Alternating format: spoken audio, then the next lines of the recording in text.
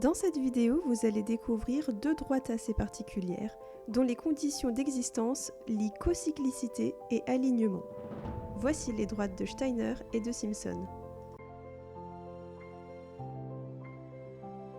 Commençons par la droite de Steiner. Mais pour cela, nous avons besoin de rappeler une notion connue de tous les collégiens, la symétrie orthogonale, plus connue sous le nom de symétrie axiale. On considère une droite D et un point A.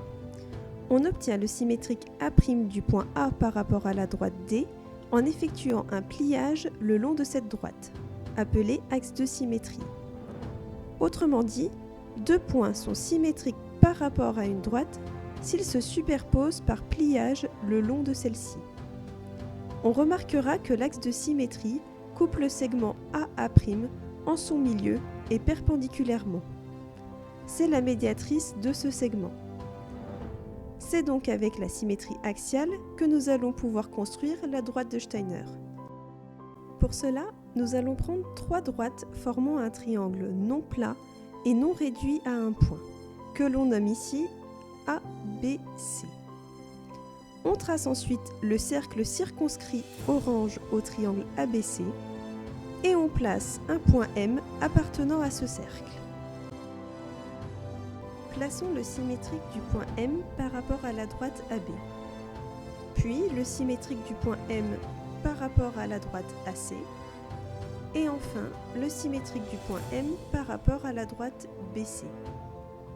On remarque que les trois symétriques sont alignés.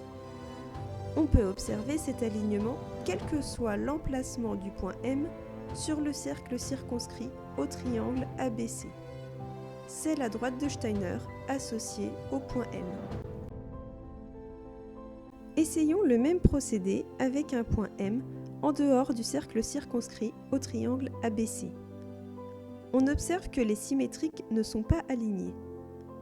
Les symétriques sont alignés uniquement lorsque le point M appartient au cercle circonscrit au triangle ABC.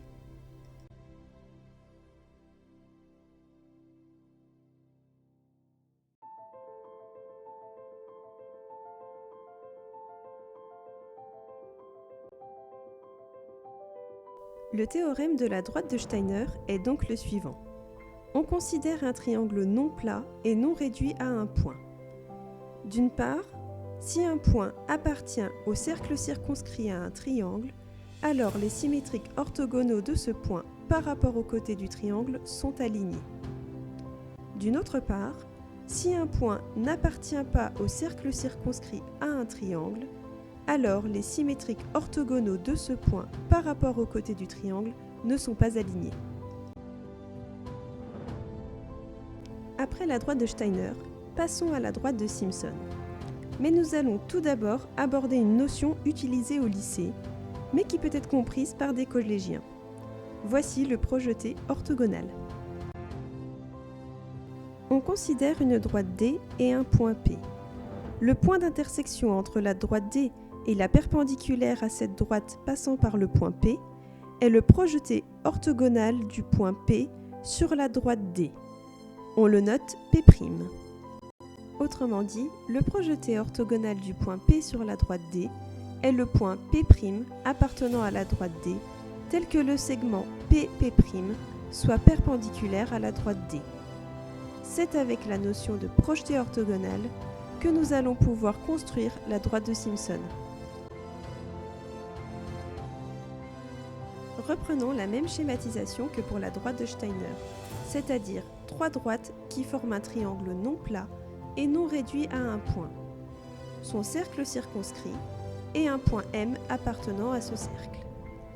Traçons le projeté orthogonal du point M sur la droite AB, puis le projeté orthogonal du point M sur la droite AC, et enfin le projeté orthogonal du point M sur la droite BC.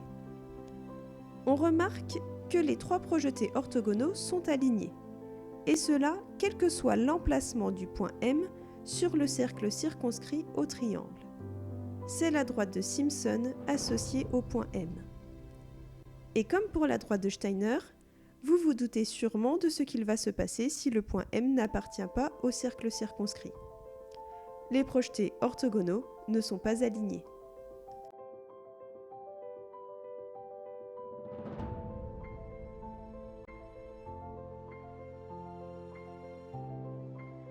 Le théorème de la droite de Simpson est donc le suivant.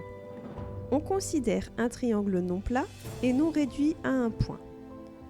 D'une part, si un point appartient au cercle circonscrit à un triangle, alors les projetés orthogonaux de ce point par rapport aux côtés du triangle sont alignés.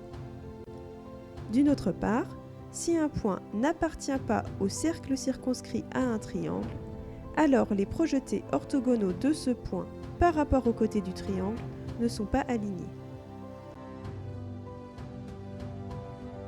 Les droites de Steiner et de Simpson sont donc deux éléments géométriques étroitement liés. Si nous les représentons sur un même schéma, en rouge la droite de Simpson et en bleu la droite de Steiner, on peut remarquer dans un premier temps que les droites sont parallèles, et dans un deuxième temps que l'on peut obtenir la droite de Steiner à partir de la droite de Simpson par homothétie de centre M et de rapport 2. Et inversement, on peut obtenir la droite de Simpson à partir de la droite de Steiner en appliquant une homothétie de centre M et de rapport 1,5. Nous pouvons aller encore plus loin avec les droites de Steiner et de Simpson généralisées. Pour cela, nous avons besoin de la projection et du symétrique oblique d'un angle orienté quelconque de mesure β. On considère une droite D et un point O distinct de cette droite.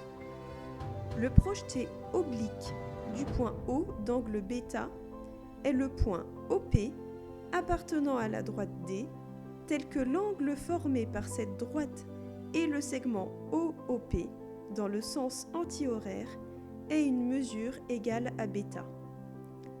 Et dans la continuité, on peut tracer le point OS, symétrique oblique d'angle β du point O par rapport à la droite D, de telle sorte que le point OP soit le milieu du segment OOS.